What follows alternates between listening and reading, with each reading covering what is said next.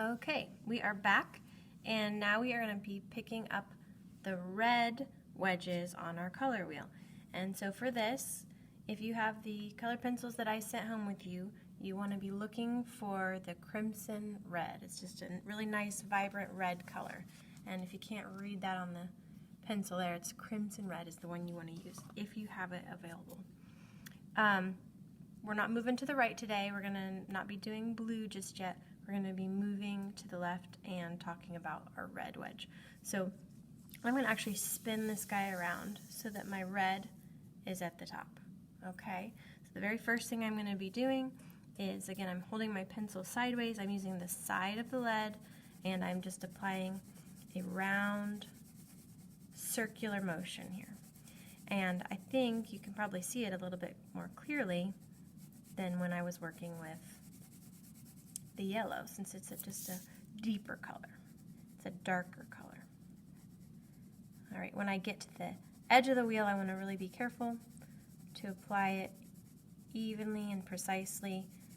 So I always rotate to be underneath the line that I'm trying to stop at. Now I do know I'm going to have some red in the next wedges, so on either side. So I don't have to be super careful along the edges, the sides of the wedge. All right. Now I've got a nice even layer. I can go in a little bit heavier handed once I have that first layer.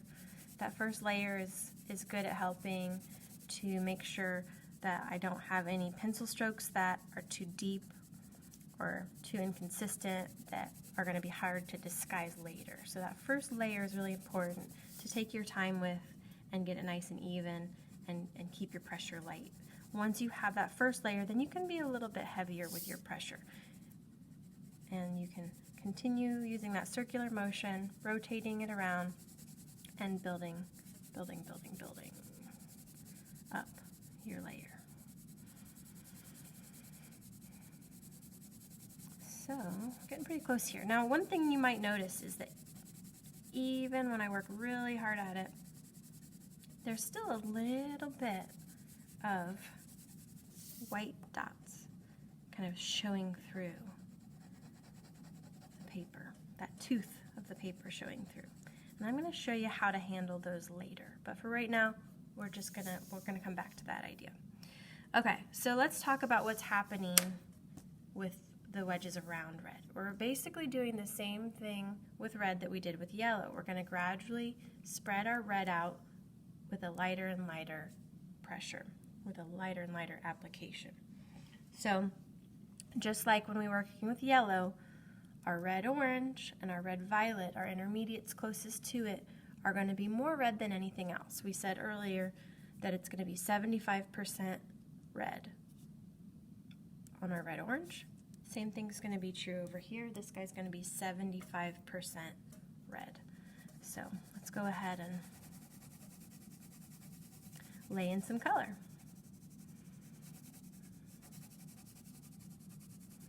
One thing I will say is that when blending into yellow, just be a little bit aware that the red is kind of a dominant color, and it would be really easy to go too heavy with the red and not have enough room for yellow.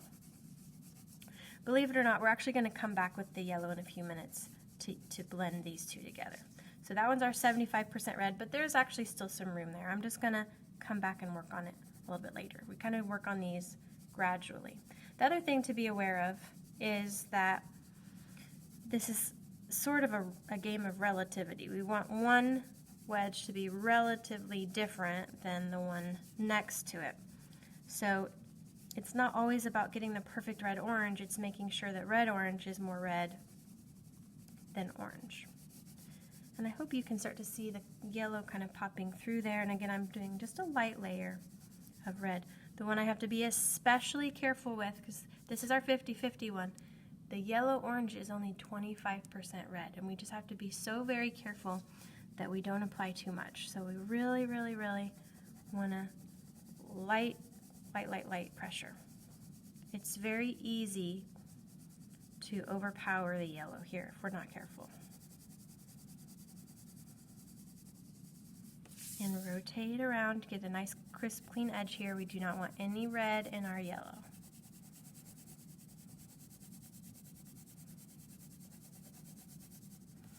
Make sure you get all the way to the corners.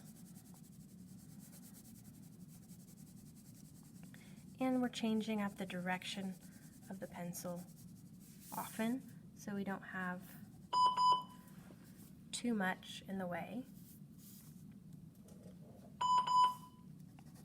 of inconsistent colors. We're just going to ignore that phone call right now.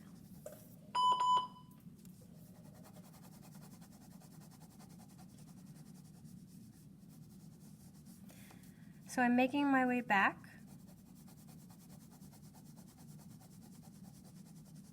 towards red, which means I'm going to be applying more color, more pressure, more media. Less white's going to be showing. And then of course the one closest to red, we can be the most heavy-handed.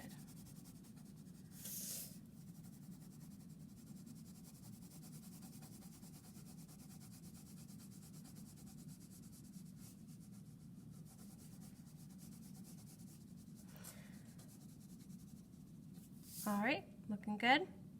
Okay, now let's move the opposite direction. In this case, we're just going right onto the white. So we're just laying in some color. We don't have to worry about blending anything right now. And how far do we go? Well, red violet has red in it. Violet has red in it. And blue violet has red in it, which means the only wedge that doesn't have any color in it right now is going to be blue.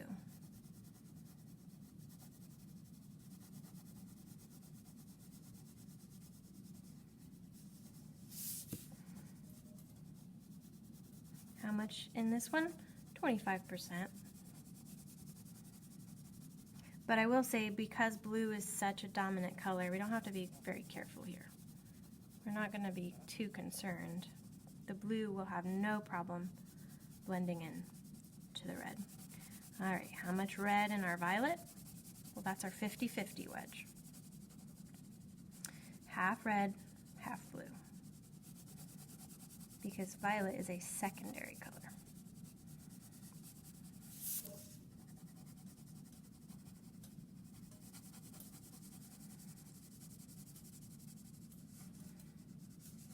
Okay, and last but not least, red violet. And remember, red violet is closest to red,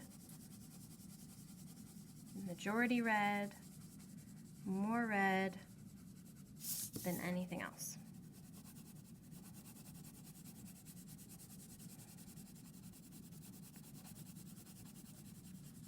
So I hope that when you are done with this step, you see that same kind of a fanning out of red that you did when we were working with yellow. So our red in the wedge here is the most rich and opaque color. Then we're a little bit lighter, a little bit lighter, a little bit lighter. All right, give that a try.